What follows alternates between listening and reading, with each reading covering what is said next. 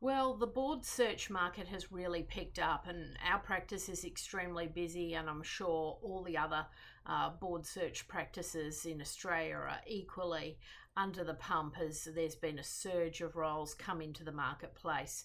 We're seeing the advertised market pick up, there's a lot more roles being advertised, and of course, we know behind the scenes there's a lot of private briefings going on and people resetting their board of directors. A couple of key trends that we're seeing at the moment, we're certainly seeing the not-for-profit sector really sort of step up the game in terms of remuneration.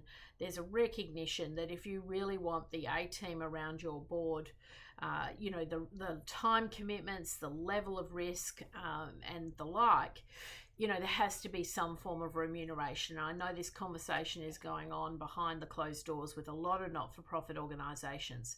We have seen a number of our, beloved charities see people, drop off the boards because of the time commitments and the like. And I can understand that, especially when you have a challenging economy, times are tough. A lot of executives are doing it a little bit tough. Cost of living's having, a big impact. And so when you're doing an unpaid gig, it's the first thing to go when things get really tricky. And so we are seeing a lot of resignations. And so when you go to job boards like the AICD, the LinkedIn's, the Seeks of the world, you see this very long line of unpaid, not-for-profit board work.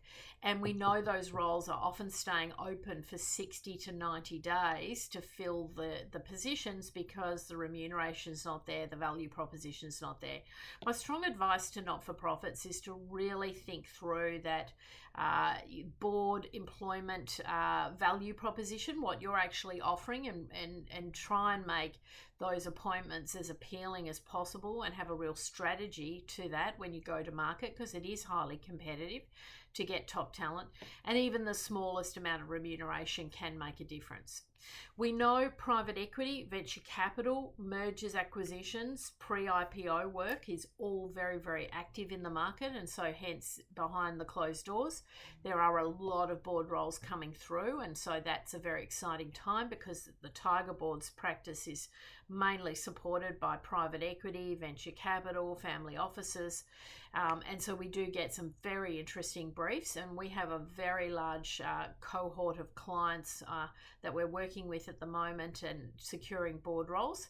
Thankfully, we're able to move really, really quickly, typically able to fill roles within 7 to 10 days because we have a talent pool that we're able to access. Overall, I'm seeing the market as we head into the end of the financial year being very busy. Definitely demand for executives or board directors rather that have really good quality experience, have served on a couple of boards. The demand is very high for experienced board directors, and you do need to be across a lot of the current issues.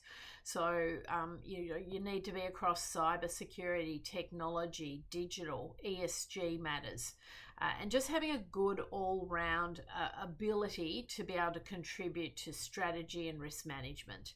Businesses are doing it tough, and so as a result, they'll often look at their board of directors and they'll get the sort of passengers off the bus and look at bringing in fresh talent. So we're seeing a lot of hot seats, we're seeing a lot of committees being formed, committees often being formed to drive that talent into the boardroom. So very interesting times, certainly a busy time in the market.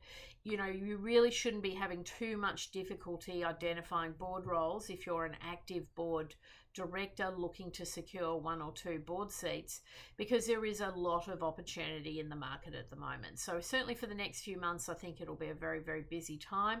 Good time to be discerning though, and be really clear about what you want to achieve and the types of roles you'd like to eventually serve on, and obviously concentrating at all times on your business networks and those powerful relationships that are going to drive results for you in the future.